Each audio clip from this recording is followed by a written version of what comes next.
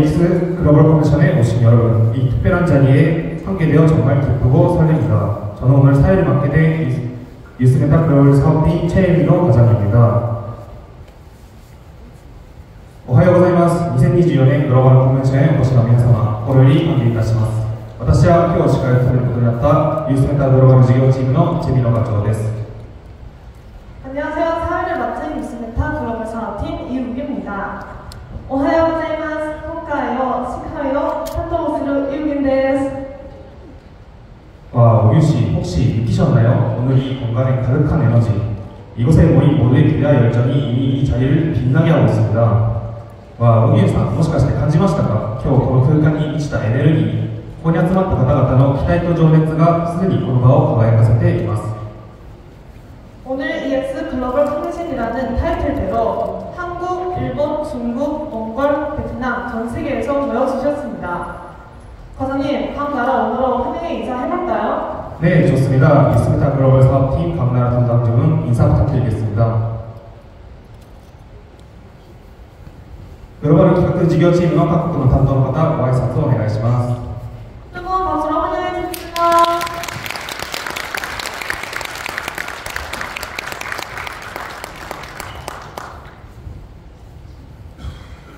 안녕하세요. 저는 베트남 시장 담당이라고 라티칭입니다. Xin chào tất cả mọi người, em đến từ Việt Nam và em là đảm nhận thị trường Việt Nam của công ty Yusimeta. Xin chân thành cảm ơn ạ. 감사합니다.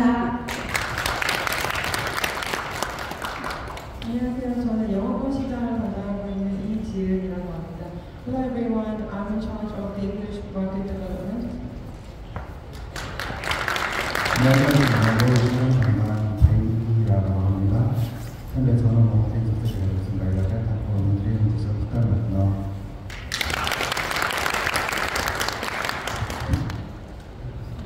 네, 감사합니다. ありがとうございます。拍手でお降りください。拍手お願いします。 잠시 후 시작될 프로그램은 여러분을 깜짝 놀라게 할 특별한 순간들로 가득 차 있습니다. 함께 웃고 감탄하고 때로는 마음이 따뜻해지는 경험을 하실 수 있도록 최고의 무대를 준비했습니다. 여러분 기대되시나요? まもなく始まるプログラムは皆様を驚かせる特別な瞬間でいっぱいです。一緒に笑い、驚き、時には心が温まる経験をしていただける最高のステージをご用意しました。皆さん楽しみですか？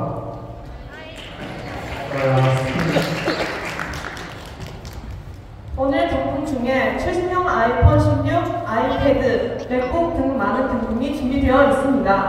本日の景品の中で最新型 iPhone16、iPad、MacBook などたくさんの景品が用意されています。 실물티켓에 있는 번호로 추첨되오니 꼭 두 손으로 꽉 잡고 보관해주세요. 実際のチケットにある番号で抽選になりますので、必ず両手でしっかり握って保管してください。 아, 저도 티켓 10장만 줄일 수 있나요? 私もチケット10段だけいただけますか? 이번 행사 티켓이 완판돼서 한 장도 없습니다. 최근에 코인이 급등하다 보니 이 시장에 관심을 갖게 된 지인도 오고 싶다고 연락이 왔는데 한정 사랑이다 보니 못 오신 분도 많습니다. 今回のイベントチケットが完売して1枚もない状況です。最近コインが急騰したためこの市場に関心を持つようになった知人が連絡をしてくださったのですが限定数量なので来られなかった方も多いです。 이 공연에 계신 분들은 수많은 사람이 관심을 갖게 된 시장에서 앞서가는 시대를 사시는 분들입니다. 오늘 행사로 더 앞서가게 됩니다. この空間にいらっしゃる方々は多くの人が関心を持つようになった市場で先を行く時代を生きている方々です。今日のイベントでさらにリードすることになります。 자, 이제 본격적인 행사를 시작해볼까요? 그럼 다 같이 이 에너지 그대로 오늘의 멋진 행사를 시작해보겠습니다. さあ、これから本格的なイベントを始めてみたいと思います。それでは皆さんでこのエネルギーのまま今日の素晴らしいイベントを始めてみようと思います。 지금부터 제가 하나, 둘, 셋, 이라고 하면 여러분은 X로 부탁드리겠습니다. 今から私が1、2、3、E と言いますので皆様 X でお願いします。皆さん準備できましたか？ 여러분 준비되셨나요? 네! 목소리가 안 들리는데요? 네!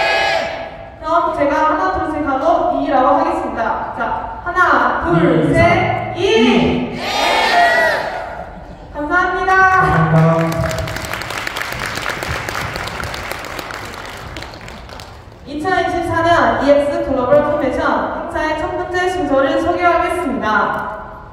행사의 첫 번째 순서는 경제적 자유의 신화, 부자 엄마 김미아 의원님께서 이번 행사의 기획사를 해주시겠습니다.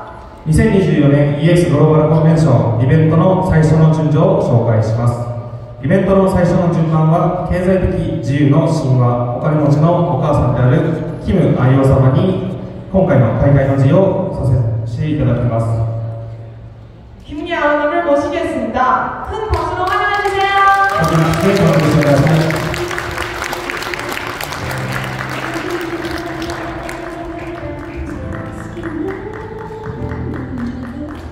안녕하세요. 김미입니다.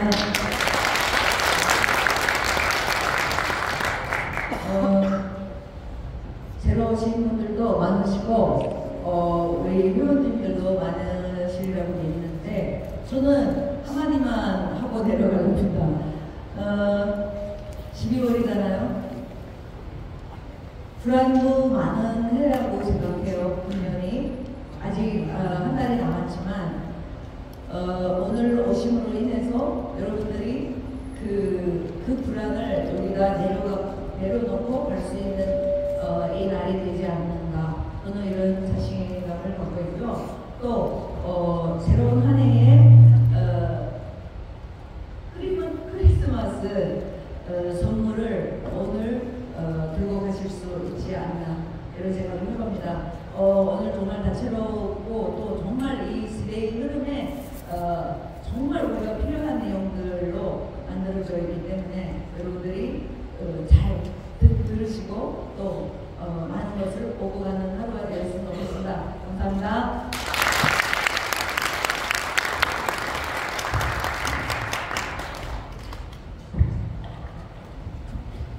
기획사를 해주신 김미아 의원님께 다시 한번 뜨거운 박수 부탁드리겠습니다.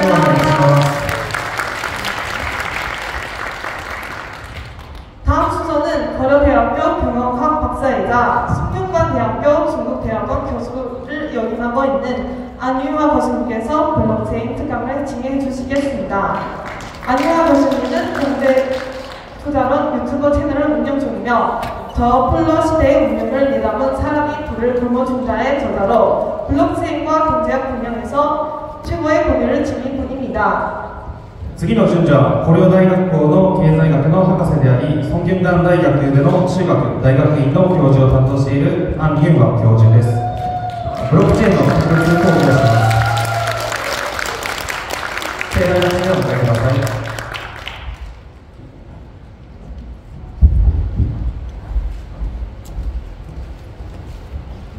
화면을 보여주실래요? 네. 안녕하세요. 저는 방금 소개받은 안녕하 교수입니다. 오늘 이 자리에 지금 와서 제가 느낀 게 하나 있는데 여러분들이 굉장히 얼굴이 밝으시네요. 시상이 좋아서 다 몸을 보신 것 같아요.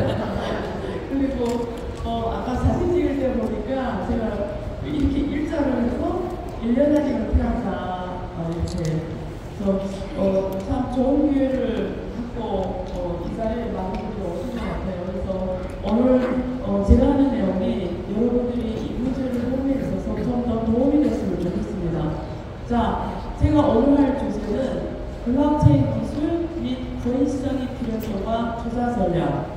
저는 제 유튜브를 보시는 분들이 잘 아시겠지만 저는 항상 초점이 가장 그 문제의 본질이 뭐냐, 그러니까 진짜 뜻이 뭐냐, 여기에 초점이 맞춰져 있어요. 여러분들이 지금 막 코인에 투자하지만 그냥 이게 뭔지를 모르고 살다 팔았다 하는 거랑 사실 이 코인의 가치가 어디에 있냐를 알고 우리가 매매를 한 사람은 차원이 다릅니다. 그래서 오늘 제가 수업 코스를 두 개로 맞출 건데요. 하나는 왜 코인을 해야 되냐. 제가 어떻게 보면 사실 대학교 교수님들이 이 코인을 굉장히 편견적으로 보시는 분들이 아직도 많으세요. 그리고 미국에는 노벨상 받은 분들도 코인에 대해서 엄청 부정적인 분들도 많으세요. 그래서 이게 머리가 갑자기 돌아오기가 쉽지는 않은데 이론적으로, 그러니까 우리가 원리적으로 왜 코인이 필요하냐가 첫 번째 내용이 될 것 같고요. 두 번째 내용은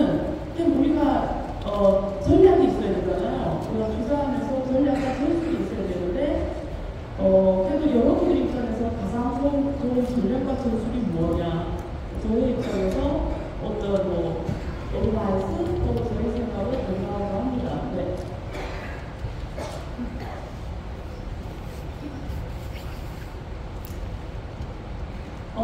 제가 하는 프로그램을 네이버 가서 구글에서 아니면 치면 쭉 나옵니다. 링크들이.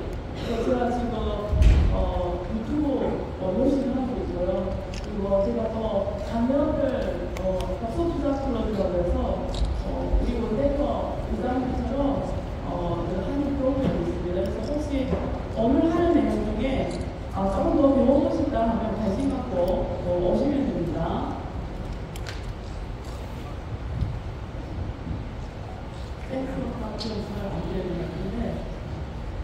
이 책은 다 사셨나요? 안 사시면 언제부터 사세요? 언급을 하는데. 그래서 제가 지금 하고 있는 프로그램이 5개인데요.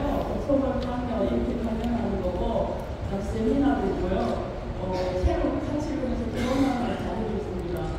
그리고 저는 중국 전문가입니다. 중국 경제 전문가에서 중국 1등 기업들을 방문하는 프로그램이 있어요. 그래서 하워이나 오렌지 파워에 가려고 합니다. 네. 잘 안 들리세요? 이렇게. 1등 중국기업 탐방 프로그램도 있고요. 그리고 ALEC 프로그램이라고 해서 우리 윤 대표님처럼 여러분들이 손을 잡고 성공까지 볼 수 있도록 하는 또 프로그램이 있습니다. 그래서 나중에 말씀 있으면 한번 검색하면 나오실 겁니다. 이게 센스가 잘 안 되는 것 같은데 도움이 되니까 이게 잘 안 넘어가요. 이게 혹시 안 되나요? 이게 안 되는데 이게 때가 안 되는데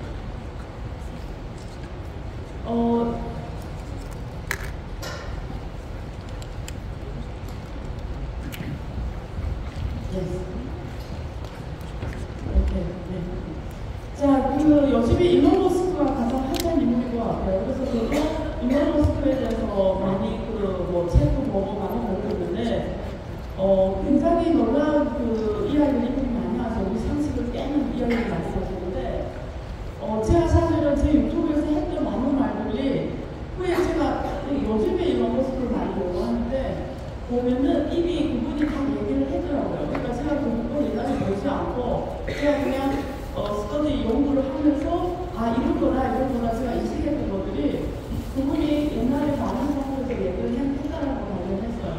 그래서 이 말은 제가 그분 얘기 보고 제가 다른 건 아니라는 걸 말씀하기도 하고 근데 생각이 굉장히 같은 게 많다.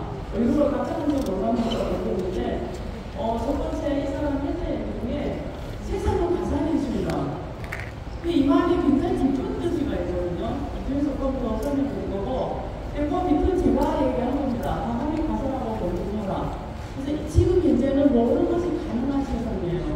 그러니까 어떻게 보면 우리가 조금 불안정해 보이고 막 전쟁도 있고 막 혼란스러워 보이지만 그래서 지금은 모든 것이 가능한 시대예요. 그래서 어떻게 보면 여러분들 그렇고 저도 그렇고 굉장히 시대의 복을 타고났다고 보시면 되는데 그래서 오늘 블록체인 기술이라는 게 도대체 우리 삶에 우리 인간의 삶에 있어서 과연 필요한 거냐? 이게 두 번째 문제입니다.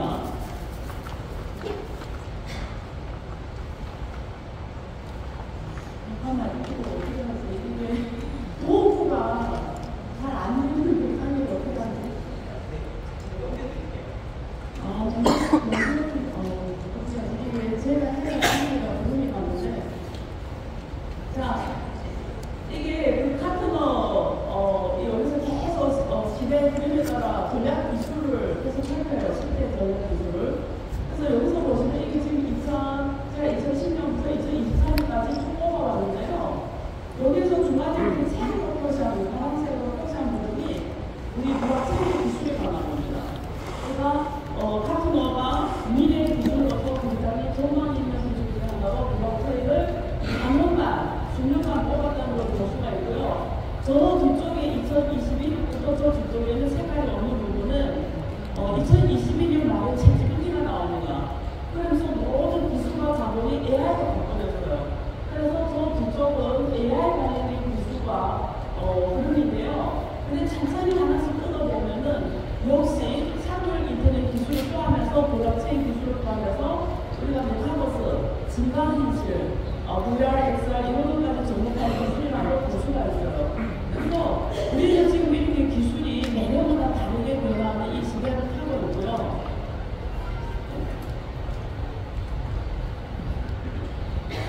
네네네. 그래서 우리가 시가총액, 세계에서 시가총액 1등부터 10등 오늘 우리 대표님들이 기업을 상장시키는 게 목표라고 하시는데 우리가 시대의 흐름에 따라서 그 시대의 최고의 탑 기업들을 보면은 우리가 PC 시대, 80년대 개인 PC가 나오는 시대에 PC 시대는 우리가 지금 익숙한 마이크로소프트라든지 시스코라든지 이런 기업들이 그때는 최고의 기업이었어요. 근데 그때 당시에는 제가 늘 시대의 그림이라는 얘기를 하는데 그 시대의 그림을 빨리 읽는 사람이 모든 자본을 가져가는 역할을 하고 돈을 벌는 거잖아요. 그래서 보면은 그때는 키워드가 뭐냐면 사람과 사람의 연결이다.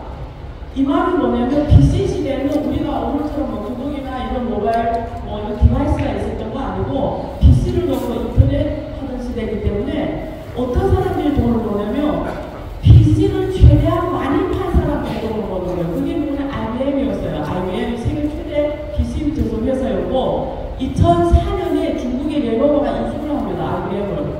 그러면서 세계 최대 PC 제조 회사가 되는데요. PC를 많이 팔고 많이 쓰는 기업이나 국가가 부자가 되는 거예요. 이때 당시에는. 그러면 누가 사람이 가장 많습니까?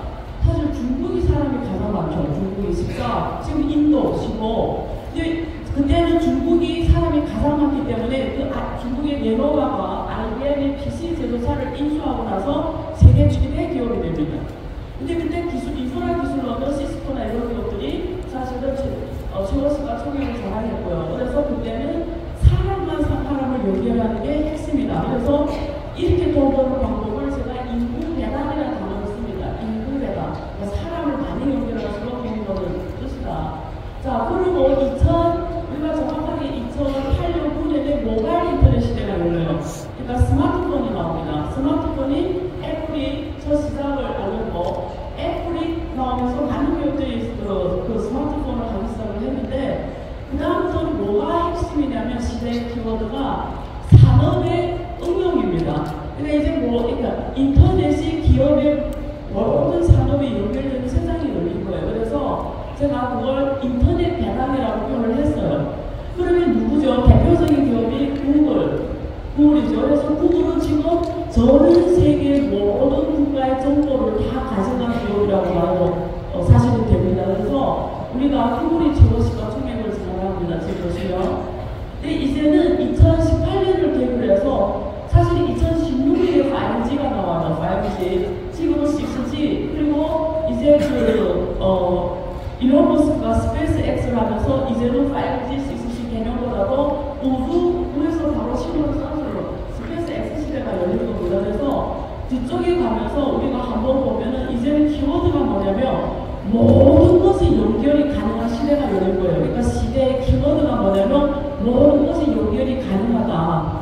그래서 사람과 사람이 연결되고 사람과 물건이 연결되고 물건과 물건이 연결되는 그래서 우리가 사물 인터넷이 또 키워드로 됩니다. 그래서 저기에 제가 사물 인터넷 시대가 1조 달러 시대가 열린다고 이렇게 전망을 하는데요. 앞으로 모든 것이 열립니다. 예를 들면 테슬라 자율주행 자동차가 있잖아요. 걔는 자동차지만 위에서 스페이스 X하고 인터넷 바로 연결되기 때문에 이 자동차가 가는 모든 동네, 모든 사람들, 모든 것이 다 연결이 되는 거예요.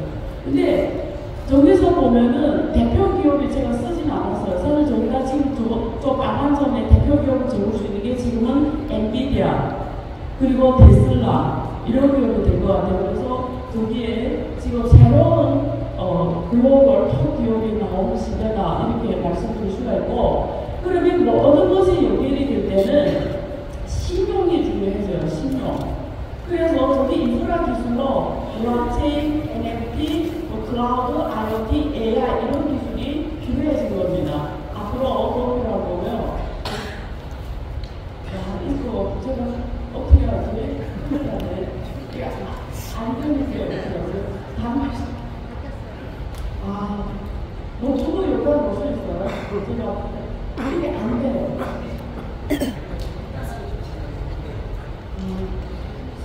네, 넘겨주세요.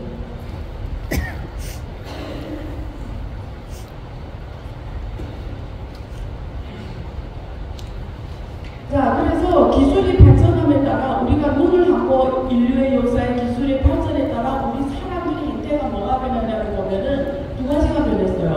하나는 기술이 나올 때마다 사람과 사람 간의 거리가 가까워졌어요.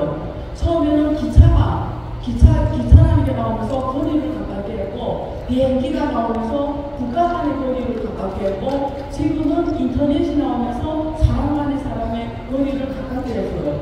그래서 우리 기술의 발전은 사람 간의 사람의 거리를 가깝게 하는 이런 상당히 변화를 가져왔고, 또 기술이 변하는 두 번째 변화를 뭘 갖고 왔냐면, 우리 사람을 육체 노동에서 벗어나게 하는 게 계속 우리 가만히 있어. 요즘에 우리가 육체 노동하는 사람이 점점 적어집니다.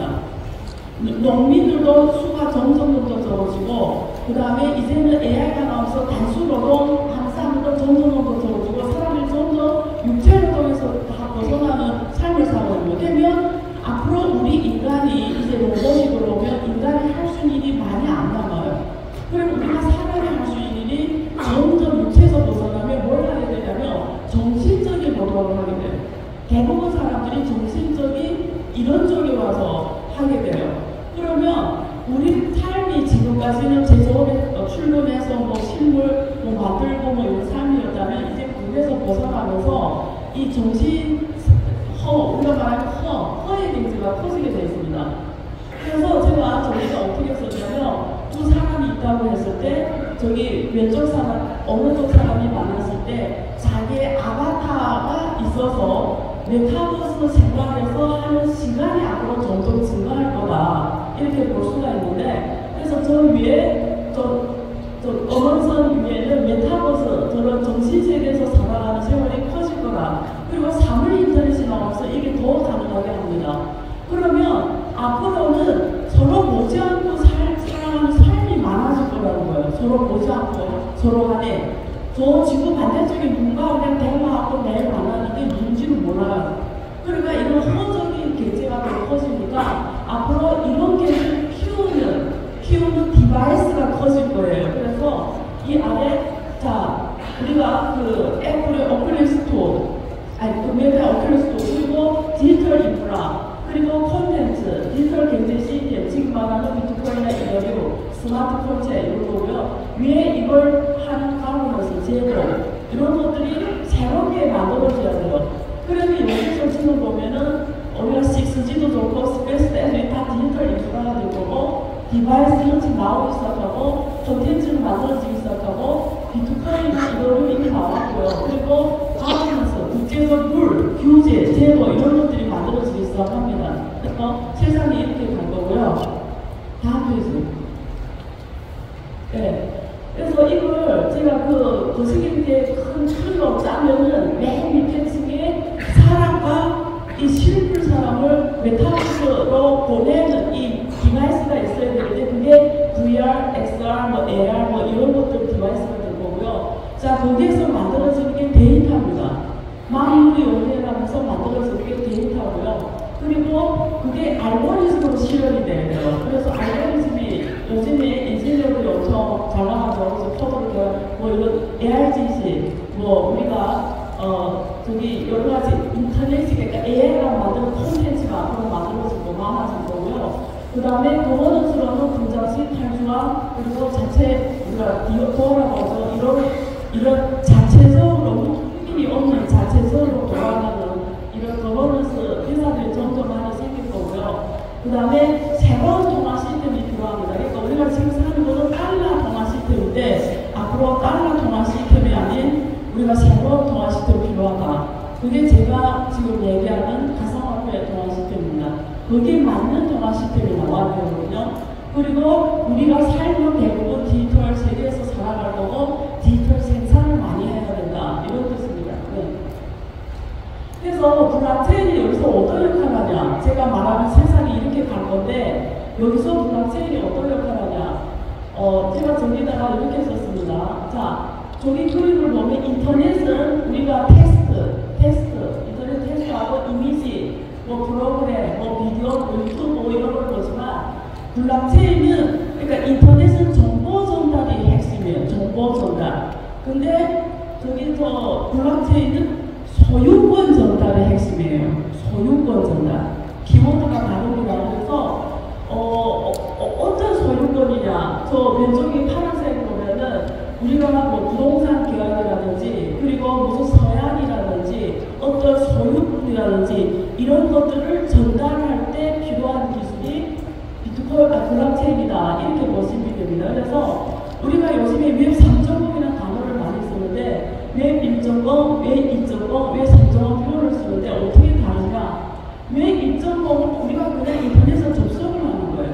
그냥 받아들이는 거예요. 비동적으로. 근데 웹 2.0은 보고 내가 참여를 하는 거예요. 유튜브 내가 만들어서 올려요. 참여. 블로그 내가 써서 올려요. 참여.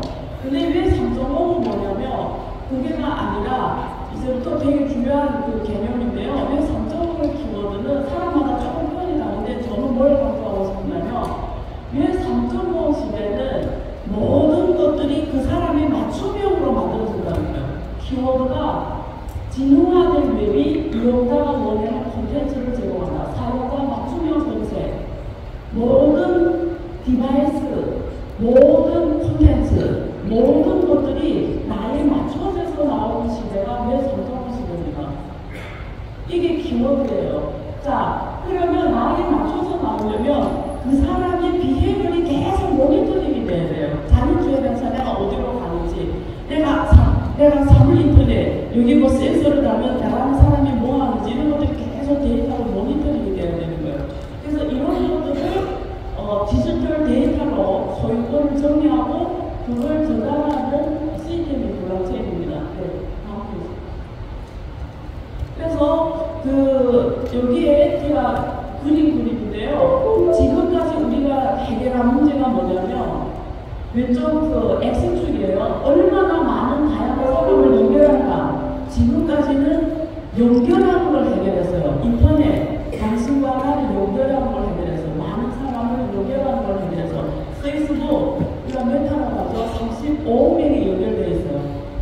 근데 예를 들면 제가 저 아프리카에 있는 어떤 흑인 친구랑 여기가 굉장히 지금 강의하기가 어려운 제가 페이스북에 친구가 저 아프리카에 있는 친구라고 했을 때 그 친구하고 제가 페이스북에서 얘기를 잘 하다가 어느 날 그 친구가 나보고 돈 달래요. 돈을 빌려달래요. 그럼 제가 맑은 정신하에서 그 친구를 빌려주지 않겠죠. 왜냐면 아무리 페이스북 친구라도 그 사람이 누군지 모르는 제가 돈을 어떻게 빌려줍니까? 그런데 그러니까 우리가 기술이 발전함에 따라 사람이 연결을 했는데 그 사람과 나는 연결이 되는데 그 사람과 나의 신용 문제는 해결이 안 되는 거예요. 내가 그 사람 믿지 않는다고 신용이 해결이 안 되는 거예요. 그래서 지금까지는 글로벌 톱 기업들이 어떤 기업이냐면 연결해준 기업들이 다 글로벌 톱 기업이 됐어요. 계속 연결이 연속입니다. 인터넷, 웹 1.0, 그렇죠? 모바일 디바이스, 스마트폰, 연결. 그리고 지금은 자율주행가 뭐예요? 연결. 계속 연결이 계속 연결돼. 지금 해결이 안 되는 게 뭐냐면 신용 문제는 해결이 안 됐어요. 그래서 제가 생각할 때는 앞으로 누가 세계 최고 기업이 되냐, 세계 1등 기업이 되냐는 얼마나 많은 다양한 사람을 서로 믿게 할 수 있냐. 내가 저 사람을 인생에서 만난 적 없지만 저 사람을 믿고 거래할 수 있어.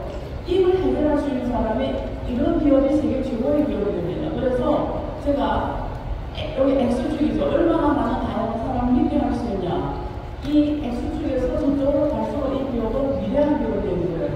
자, 그러면 앞쪽에 중앙화된 네트워크에서 나와 저 사람이 믿을 수 없기 때문에 중간에 신용이 중개 역할을 하는 기업들이 있어요. 그게 금융이에요. 은행, 증권, 보험, 그게 나와 저 사람을 못 믿기 때문에 이 사람들이 중간에 와서 정보 부대칭을 해결해줘서 신용 문제를 해결해주게 우리가 중앙화된 네트워크의 이 세상입니다. 지금 은행 증권보험은 신용보험으로 회사예요. 신용제보. 근데 앞으로 블록체인이 나오면 이런 중개사 없이 당신과 나의 신용 문제를 해결할 수가 있는 거예요. 그래서 저기에 탈중앙화된 네트워크라고 있는데 그게 비트코인과 같은 이런 탈중앙화된 블록체인 기술들이 이런 은행이나 그 증권 보험 없이도 나 같은 사람의 신용 문제를 해결할 수 있고 나 같은 사람 간의 소유권을 거래할 수가 있는 거예요. 난 저 사람 누군지 모르지만 내가 물건을 주고서 할 수 있는 게 블록체인에 해야 되는 역할입니다. 그러면 블록체인의 본질은 뭐냐면 수학이에요. 수학. 알고리즘이에요. 그래서 이 말을 다시 말하면 앞으로 신용을 수학으로 해결한다는 거예요. 수학으로. 그래서 신용 문제가 앞으로 미래의 신용 문제가 수학으로 해결할 수 있냐, 알고 해결할 수 있냐가 키워드인데 그게 처음으로 시도한 게 비트코인이라는 거예요. 비트코인이 잘 돌아가고 있고 검증이 되는 거예요. 그래서 저는 앞으로 블록체인이라는 이 기술이 우리한테 주는 메시지는 뭐냐면 알고리즘으로 꼭 증권이나 은행 보험이 아니라 서로 간의 신용을 해결할 수 있다는 거고 만약에 이게 잘 돌아가게 하면 앞으로 사실은 많은 문제를 해결할 수가 있다.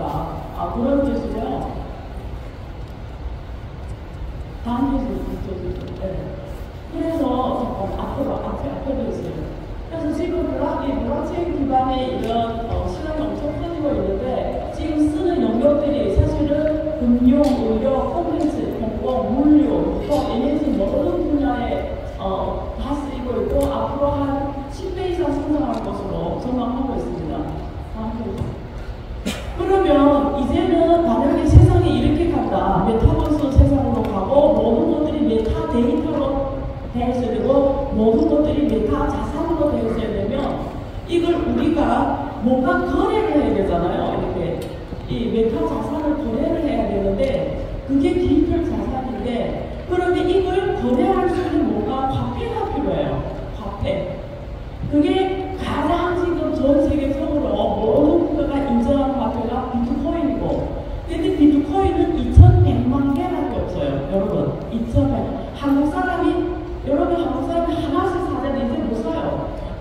5천만 개 인구가 하나씩 사면 몇 개 필요? 5천만 개 없어요 이제.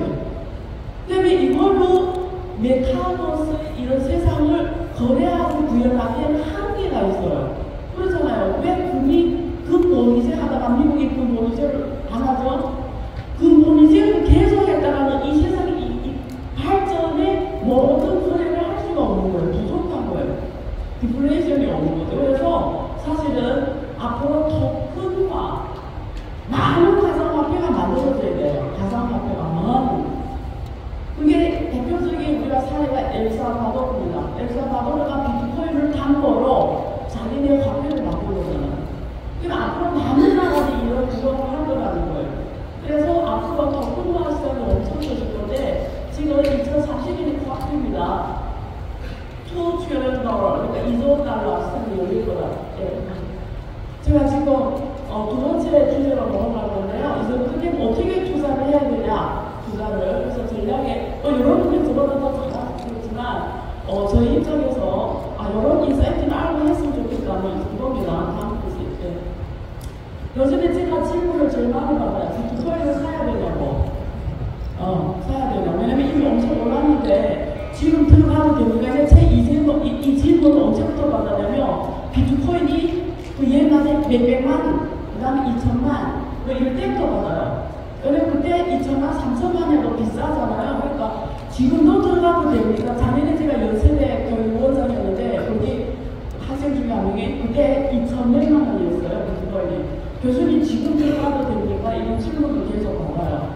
지금 1억이 넘어가는데 들어가도 됩니까? 그래서 제가 답을 어떻게 하냐면, 가격이 상승하면서 당신이 돈보다 보상은 없다. 왜? 모든 가격의 변동이 이렇습니다. 왼쪽에 있는 대로. 자, 그러면 우리가 저 왼쪽 거 보면은 제가 네모칸을 펴서 있는데 여러분이 네모에서 들어갔다가 하강기로 사고요. 그 다음에 하강기에서 버틸 자신이 있냐 이거죠. 다음 페이지. 그래서 제가 이렇게 썼어요. 실은 주사는 되게 간단하다. 싸게 사서 비싸게 파는 건데 이렇게 간단하게 배우사들이 쌀 때 사는 게 아니라 막 사람들이 좋다고 할 때 들어갔다 비싼 가격에 사고 그러니까 허락할 때 못 참고 팔다. 그래서 투기적인 저작을 하니까 대부분 돈을 못 버는 게 대부분이었는데 더 중요한 건 이 사람들이 그 상품의 가치를 모르는 거예요. 내가 이걸 가지고 있을 때 이게 앞으로 우리가 계속 가치를 받을 수 있는 물건인지 몰라. 그러니까 가격이 떨어질 때 못 견디고 파는 겁니다. 그래서 어떤 물건의 가치는 두 가지입니다. 이 물건이 갖고 있는 기본적인 가치가 있는 거예요. 그게 그 미시경제 주체에 대한 가치에 대한 판단이 있어야 되고 전체 시대 경제 흐름에 대한 파악이 있어야 되고 그 다음에 내가 매수와 매도 전략인데 그거는 전술이에요. 기본적 분석과 기술적 분석이라고 표현하는 거예요. 그것은 네. 자, 그래서 그 유명한 그래피 이 사람이 왜 유명하냐면 비트코인 가격을 잘 낮춰서 구매합니다. 근데 이 사람이 모델링 하는데 뭘 통하냐면 지표를 SF 지표를 써요. 그래서 분자에는 재고량, 분모에는 공급량인데 어떤 사람들 수학이 약해가지고 공식만 나오면 무서워하는데 되게 간단한 도리예요. SF가 높다라는 거는 지금의 물량을 확보하기 위해서 매년 공급해야 되는 공급 필요한 시간을 말해요. 그럼 저기 금이 SF가 62예요. 금이. 그러면 지금의 물량을 생산하기 위해서 62년 시간이 걸린다는 거예요. 그럼 저기 비트코인의 SF는 25예요. 지금은 한 50이 될 겁니다. 그러면 지금의 물량을 확보하기 위해서 50년이 걸린다는 거예요. 그러니까 SF가 높을수록 그 가격이 높아간다는 거예요. 그래서 이분이 지금 비트코인이 한 1000만, 2000만 할 때 10만 달러 간다고 예측을 했는데 작년에 오히려 하락을 해서 상한을 했던 분이에요. 근데 지금은 다시 이분이 비트코인이 100만 달러 간다고 예측을 했어요. 근데 사실은 저도 올해 전에 지금 동영상에 그런 말 한 적이 있는데 근데 이분이 얘기한 근거입니다. 그래피라는 사람이 얘기한 왜 앞으로 이게 그때는 이게 1.1달러 안 될 때 얘기한 겁니다. 누가 비트코인을 필요로 하냐? 그러면 저희가 마이너스 금리 국가들, 독재 국가들, 그 다음 양적완을 인플레이션을 해칭하고자 하는 거액자산가 그리고 앞으로 여기에서 계속 조사를 해서 성과를 만들는 기술자, 기관 투자가들이 비트코인을 필요로 한다. 그래서 앞으로는 10만 달러 갈 거라고 예측한 근거입니다. 이 사람도. 네. 자, 그래서 지금 우리가 언제 어디에 있냐면 관광기를 계속 거쳐서 지금 노란색이 지금 공급량이 계속 줄어들잖아요. 그래서 저기 정규가 있는데 앞으로는 계속 줄어들까 재물이 완료되잖아요. 재물이 완료되면 거래하는 일밖에 없는데요. 공급이 계속 줄어드는 거죠. 자, 그래서 이거는 그가보는 비트코인의 가치입니다. 여러분들이 여기에 대한 그 확신이 있어야 가격이 떨어져도 두렵지가 않아요.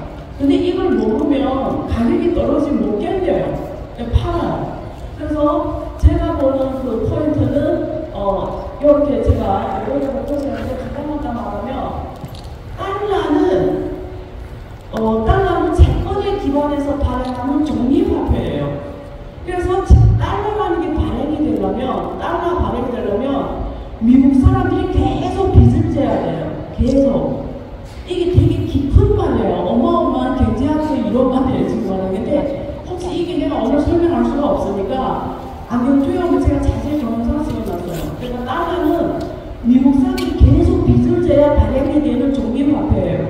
앞으로 달러 신용은 어차피 무너지게 돼 있어요. 그러면 다른 화폐가 없어요. 대체하는 화폐가. 위안화를 쓰겠습니까?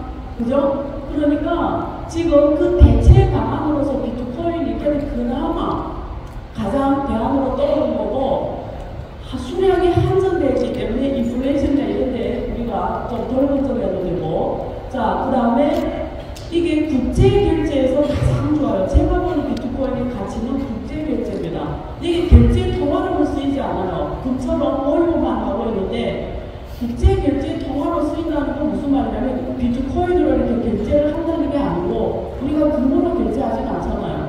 근데 엘살바도르처럼 무역이나 이런 걸 결제하려면 화폐가 필요한데 비트코인으로 하지 않지만 그 발행하는 가상화폐가 비트코인을 담보로 발행이 돼야 되는 거예요.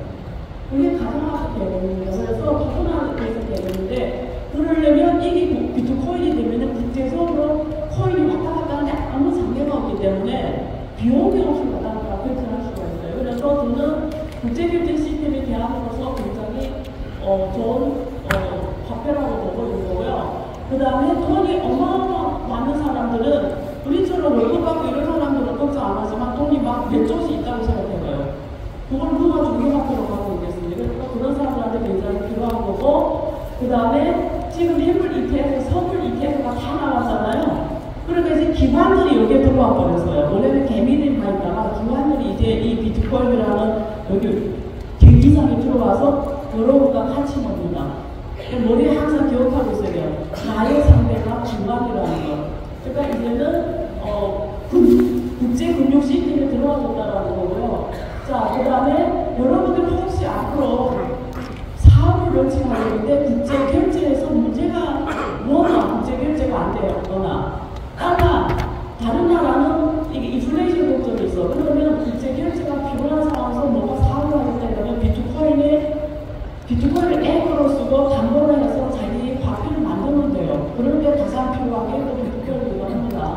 자, 그래서 전반적으로 우리가 미래를 봤을 때는 이런 흐름 때문에 우리가 필요하다.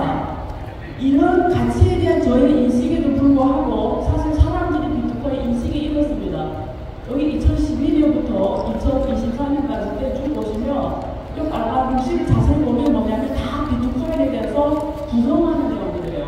비트코인이 거품이다, 비트코인이 사기다, 비트코인이 무슨 광풍하게 사라지다, 비트코인이 잘못된 거다, 뭐 어쨌든 다 이런 안 좋은 것들이에요. 그럴 때마다 비트코인이 가격이 이렇게 떨어졌다 올라가고 이게. 근데 장기로 봤을 때는 올라가는 거죠.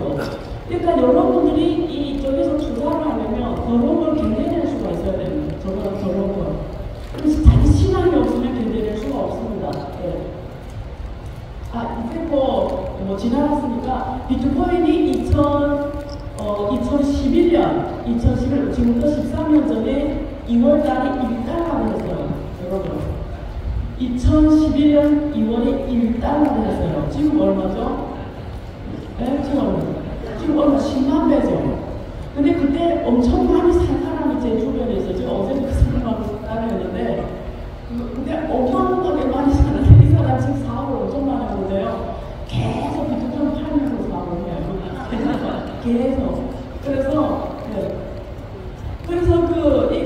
저는 여의도 자본시장 연구원에 있었어요. 그래서 여기 뭐 증권회사 유명한 사이버상들하고 많이 같이 있는데 이분들이 사실 어떤 분은 가장 못 들어요. 비트코인에 대해서. 근데 제가 이분들한테 이렇게 얘기해요. 우리가 투자를 할 때 샤프레이저라고 봅니다. 샤프레이저라는 게 뭐냐면 이게 분모가 리스크예요. 분자는 수익입니다. 그러면 샤프레이저가 클수록 내가 돈이랑 위험을 모를수록 나한테 오는 그 가치가 크다라고 하는데 저게 클수록 좋다는 거예요. 쉽게 말하면. 그러면 지금 메타, 페이스북은 2.04, 그러니까 1량의 리스크를 택했을 때 나한테 오는 수익이 2배다. 그 밑에 비트코인이 있어요. 1.84, 아마존 1.64, 넷플릭스 1.5, 구글 1.72 이렇게 있잖아요. 애플은 0.33이에요. 왜 워렌 버핏이 애플을 더 지는지 아시겠죠? 똑같은 1단위 리스크를 줬을 때 나한테 오는 수익입니다. 그러면 제가 그분들한테 이런 질문해요. 예를 들면 박사님, 혹은 교수님, 저 메타 주식을 살 겁니까? 아마존 주식을 살 겁니까? 넷플릭스 주식을 살 거라고 좋은 주식이다. 그러면 비트코인을 그렇게 생각 안 하죠. 우리가 샤프레이저를 봤을 때 똑같은 리스크를 봤을 때 수익률이 더 좋은데 왜 저기서 비트코인은 아니라고 말하지? 근데 제가 이렇게 얘기해요. 오히려 비트코인이 얘네보다 더 안전하다고. 아마존이나 메타나 넷플릭스나 이런 애들은 주인이 있기 때문에 마음대로 조작을 할 수 있어요.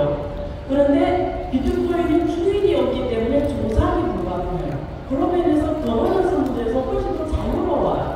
그런데 왜 그게 안 되냐 이렇게 말하면 할 말이 없어 하는 거죠. 네.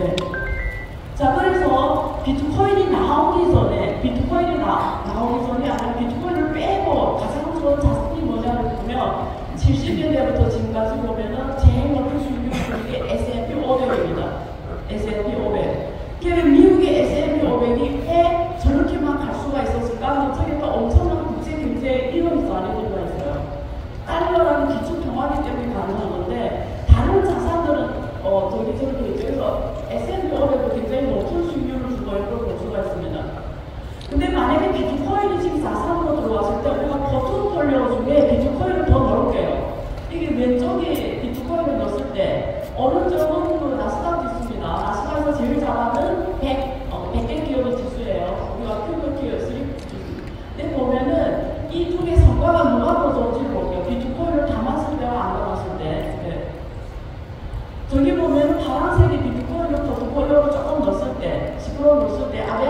워낙 나스닥 지수입니다.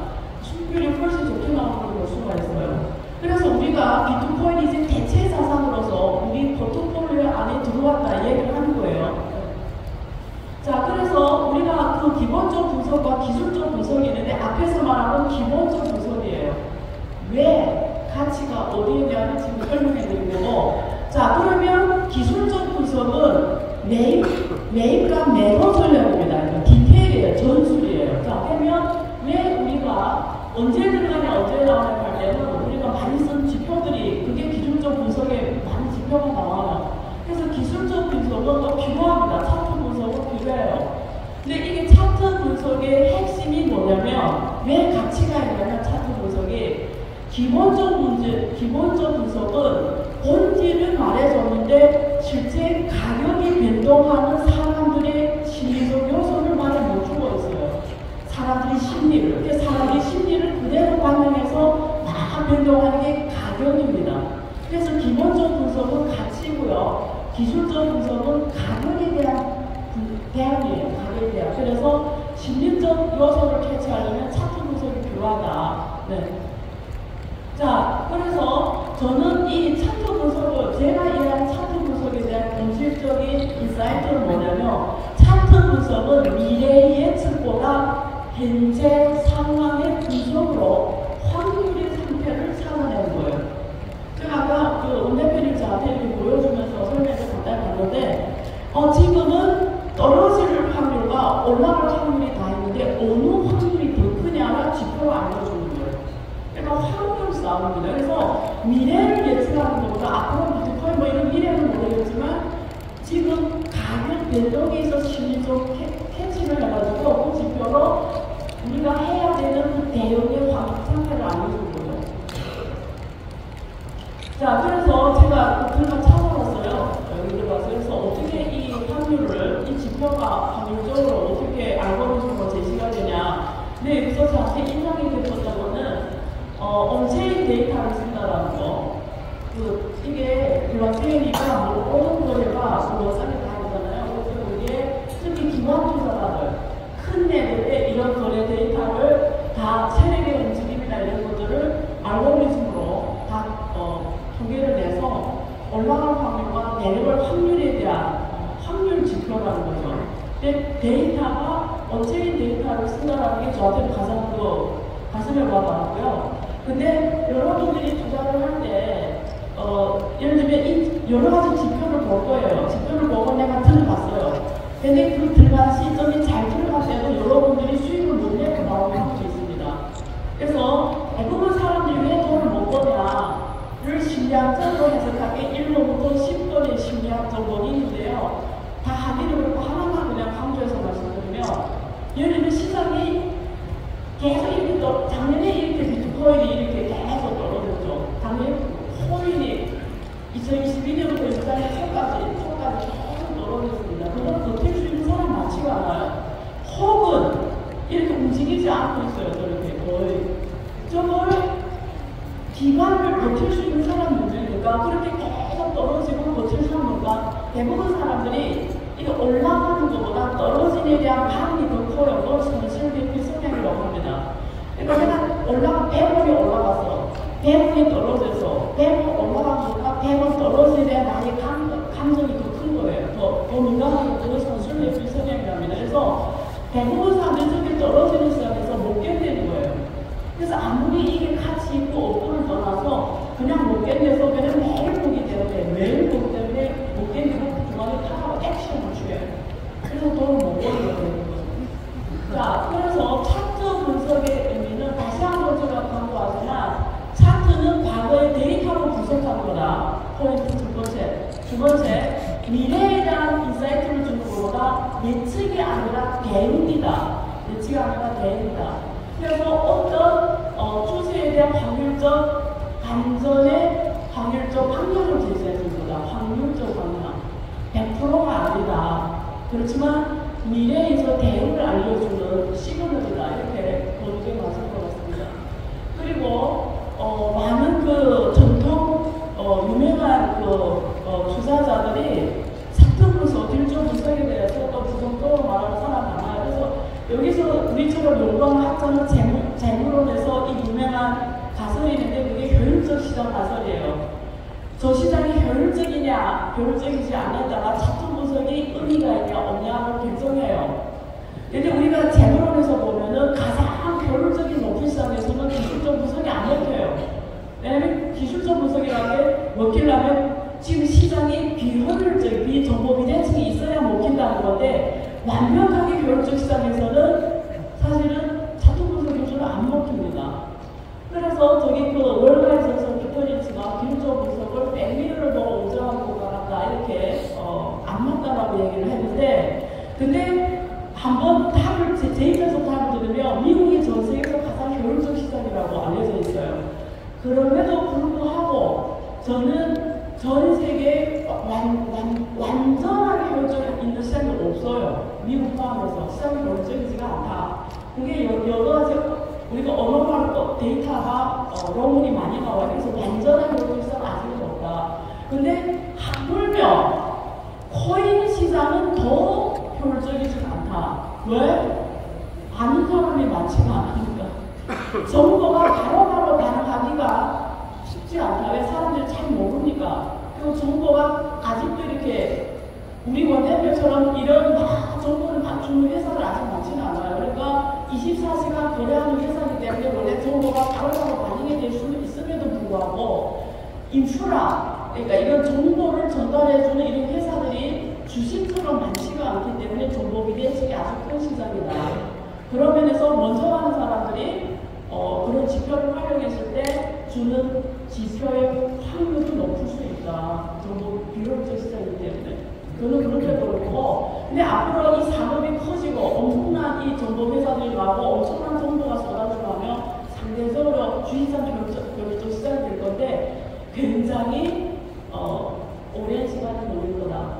자, 마지막으로 마이크 타이슨의 맹목으로 마무리할 겁니다. 왜냐면 투자는 리스크하다라는 걸 강조를 해야 돼요. 그죠? 그래서 누구나 그럴싸한 교육을 세우고 있다.